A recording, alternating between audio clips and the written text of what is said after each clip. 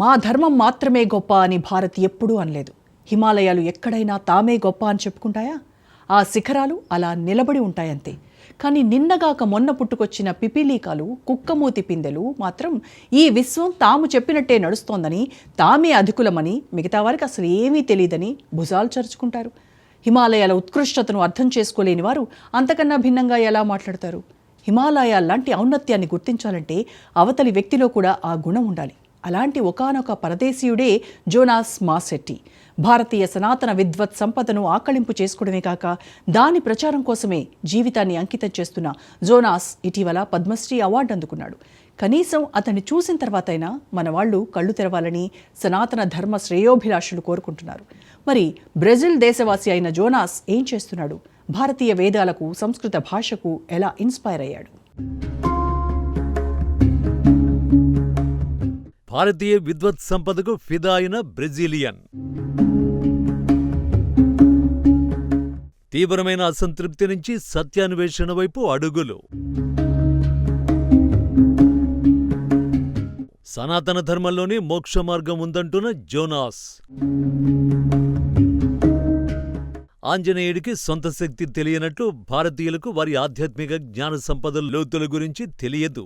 ఎందుకంటే మనవాళ్ళు చెబితే వినరు, సొంతంగా అన్వేషణ చెయ్యరు. అయితే పక్కవాడు చెబితే మాత్రం అవునా, నిజమా అంటూ ఆశ్చర్యం ప్రకటిస్తారు. ఈ క్రమంలోనే సమస్త భారతీయులు బ్రెజిల్కి చెందిన ఓ ఆచార్యుడి గురించి తెలుసుకోవలసి ఉంటుంది. కళలు, ఆధ్యాత్మికత, పరిశోధనా రంగంలో కృషికి గాను భారతీయులకిచ్చే పద్మ అవార్డులను విదేశీయులు కూడా సొంతం చేసుకోవడం అనేది అరుదైన విషయమే. ఈ కోవలనే బ్రెజిల్కి చెందిన జోనాస్ మాసెట్టి అనే వేద పండితుడు పద్మశ్రీ అవార్డు అందుకోవడం భారత్లోనే కాదు, ప్రపంచవ్యాప్తంగా హైలైట్ అవుతోంది.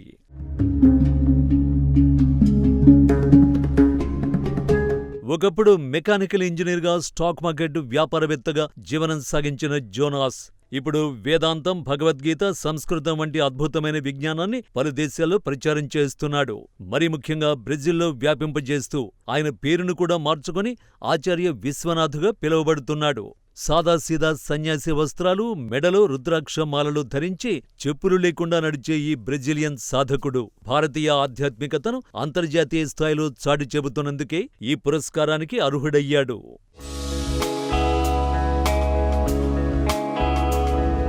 జోనాస్ మాసెట్టి బ్రెజిల్లోని రియో డి జనీరోలో సాధారణ కుటుంబంలో జన్మించాడు. చిన్నతనంలోనే ఆర్థిక ఇబ్బందులు ఎదుర్కొన్నాడు. తల్లి ప్రోత్సాహంతో ఉన్నత విద్యను అభ్యసించాడు. బ్రెజిల్లోని ప్రతిష్టాత్మకమైన మిలిటరీ ఇన్స్టిట్యూట్ ఆఫ్ ఇంజనీరింగ్ నుంచి మెకానికల్ ఇంజనీరింగ్లో డిగ్రీ పొందాడు. 5 ఏళ్ల పాటు బ్రెజిలియన్ ఆర్మీలో సేవలందించి ఆ తర్వాత స్టాక్ మార్కెట్లో స్ట్రాటజిక్ కన్సల్టెంట్గా విజయవంతమైన కెరీర్ కొనసాగించాడు. డబ్బు, కుటుంబం, సామాజిక గుర్తింపు ఇలా పాశ్చాత్య సమాజం గొప్పగా పరిగణించే అన్ని విజయాలు ఆయన సొంతం చేసుకున్నప్పటికీ ఆయన హృదయంలో ఒక శూన్యత మాత్రం వెంటాడుతూనే ఉండేదట.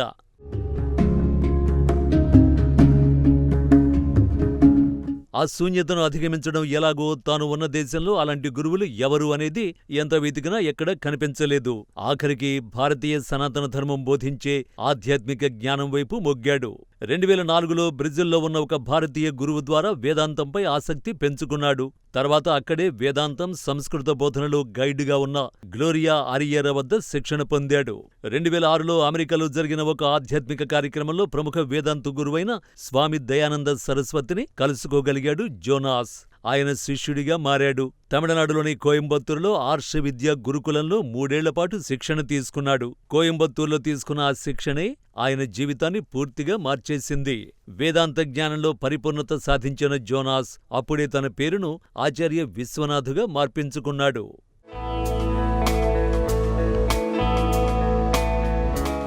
జోనాస్ మాసెట్టి వేదాల పట్ల ఆకర్షితుడవడానికి ప్రధాన కారణం పాశ్చాత్య జీవనశైలిలో ఆయన అనుభవించిన అసంతృప్తే.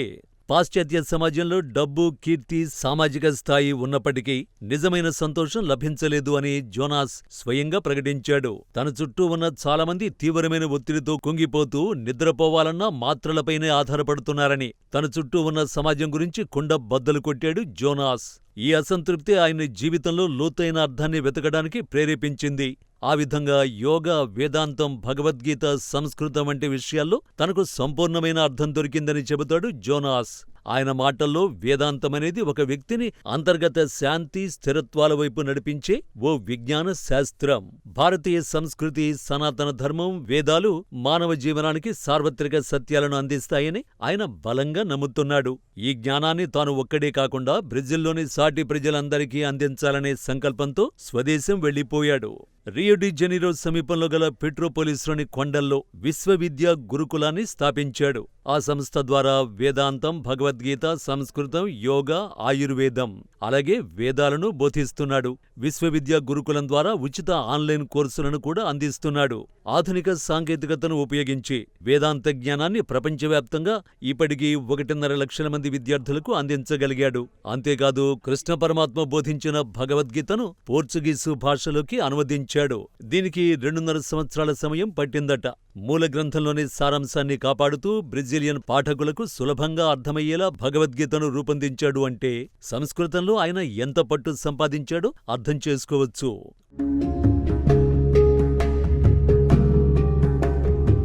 సనాతన ధర్మ ప్రచారం కోసం ఆయన భారతీయ కథ, గాన రూపాలను ఫాలో అవుతూ ఉండడం మరో విశేషం. జోనాస్ బృందం రామాయణం, మహాభారతం వంటి భారతీయ ఇతిహాసాలను సంస్కృతంలో ప్రదర్శిస్తోంది. 2024లో జరిగిన G20 సమిట్ సందర్భంగా బ్రెజిల్లో ప్రధానమంత్రి నరేంద్ర మోడీని వేదమంత్రాలతో స్వాగతించి రామాయణంలోని సందర్భాలను ప్రదర్శింపజేశాడు జోనాస్.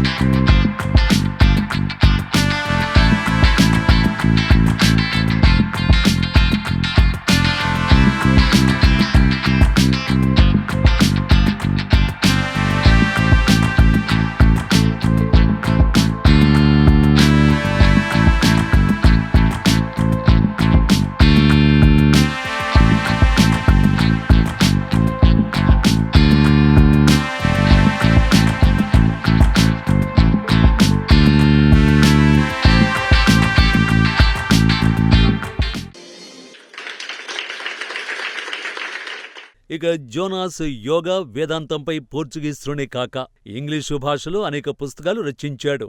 భారతీయ ఆధ్యాత్మిక జ్ఞానాన్ని అంతర్జాతీయ పాఠకులకు అందుబాటులోకి తెచ్చాడు. పెక్వెనా ట్రిబో అంటే స్మాల్ ట్రైబ్ అనే సామాజిక ప్రాజెక్టు ద్వారా పిల్లలకు క్రీడల ద్వారా ఆధ్యాత్మిక బోధనలు అందిస్తున్నాడు. ఈ క్రమంలో ఆయన చేసిన కృషిని స్వయంగా చూసి అర్థం చేసుకున్న మోడీ ప్రభుత్వం జనవరి 25న జోనాస్ మాసెట్టికి పద్మశ్రీ అవార్డు ప్రకటించింది. ఈ క్రమంలో ఇటీవల రాష్ట్రపతి ద్రౌపది ముర్ము చేతుల మీదుగా ఈ పురస్కారాన్ని అందజేశారు. సాహిత్యం, విద్యారంగంలో ముఖ్యంగా వేదాంతం, భగవద్గీత, సంస్కృత బోధనల ద్వారా భారతీయ ఆధ్యాత్మిక సంస్కృతిని ప్రపంచవ్యాప్తంగా వ్యాప్తి చేస్తున్నందుకు ఈ అవార్డు అందుకున్నాడు జోనాస్. ఆచార్య యోనస్ మజెట్టి, అధ్యాత్మ.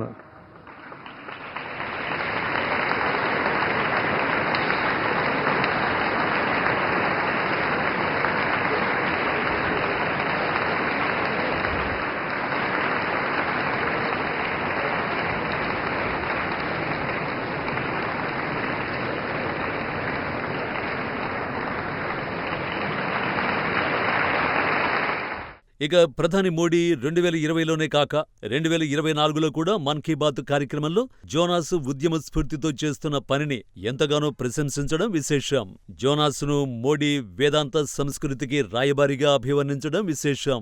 జోనాస్ బ్రెజిల్లో 1.5 లక్షల మందికి పైగా విద్యార్థులకు వేదాంత జ్ఞానం అందించడం, 70 దేశాల్లో తన బోధనలు విస్తరించడం, భారతీయ సంస్కృతిని లాటిన్ అమెరికాలో ప్రచారం చేయడం వంటి కృషి కారణంగా పద్మ అవార్డుకు ఎంపికయ్యాడు. ఈ అవార్డు అందుకున్న సందర్భంగా జోనాస్ ఇది తనకు మాత్రమే కాక బ్రెజిల్లో వేదాంత సంప్రదాయాన్ని కొనసాగిస్తూ తమ ఆధ్యాత్మిక కుటుంబం అందరికీ లభించిన గౌరవం అంటూ పొంగిపోవడం గమనించాలి. గురు పరంపరా శ్రీ జగన్మాతరం దేవీం స్థితధి పద్మకాసనం. Brasil deixasse punya bhumyam, swagatam, vandanam, abhinandanam cha karoti, विश्वविद्यायाः आचार्यः विश्वनाथः। प्रथमं वेदान्तगुरुकुलम् अस्माभिः उद्घाटितं भविष्यति। विश्वविद्यागुरुकुलम् इति नाम्ना। సనాతన ధర్మ వ్యాప్తి కోసం ఆయన రూపొందించిన ఆన్లైన్ కోర్సులు, వర్క్షాపులు బ్రెజిల్తో పాటు లాటిన్ అమెరికాతో పాటు ఇతర దేశాల్లోనూ భారతీయ ఆధ్యాత్మిక విద్యపై విపరీతమైన ఆసక్తిని పెంచుతున్నాయి. ఆయన బోధనలు సనాతన ధర్మంలో ఉండే సార్వత్రిక న్యాయాన్ని నొక్కి చెబుతాయి. వేదాంతమనేది ఒక మతం లేదా సంస్కృతికి మాత్రమే పరిమితం కాదని, ఇది మానవ జీవనానికి సంబంధించిన సత్యాలను అందిస్తుందని, దీన్ని ఎవరైనా స్వీకరించొచ్చని ఎంతో పరిణతితో చెబుతాడు జోనాస్. ఈ విధానం ద్వారా ఆయన విభిన్న మతాలు, సంస్కృతుల నుంచి వచ్చిన విద్యార్థులను పెద్ద సంఖ్యలో ఆకర్షించగలిగాడు. మొత్తానికి జోనాస్ మాసెట్టి కృషి భారతీయ సంస్కృతిని అంతర్జాతీయ స్థాయిలో ప్రచారం చేయడానికి, అందులోని ఔన్నత్యంపై ప్రజలంతా అవగాహన పెంచుకోవడానికి ఓ వంతెనగా నిలిచింది అంటారు. మొత్తానికి భారత్లో మనవాళ్ల కళ్ల ముందే అనేక ఆలయాలు, వేద విద్యా పాఠశాలలు ఉన్నా వాటి గురించి పెద్దగా పట్టించుకోరు అంటే అతిశయోక్తి కాదు. కానీ భారత్లో ఎలాంటి అద్భుతమైన విద్యలు ఉన్నాయో జోనాస్ లాంటి విదేశీయులు చెబితే తప్ప వాటి మీద ఆసక్తి పెరిగే అవకాశాలు లేవంటున్నారు.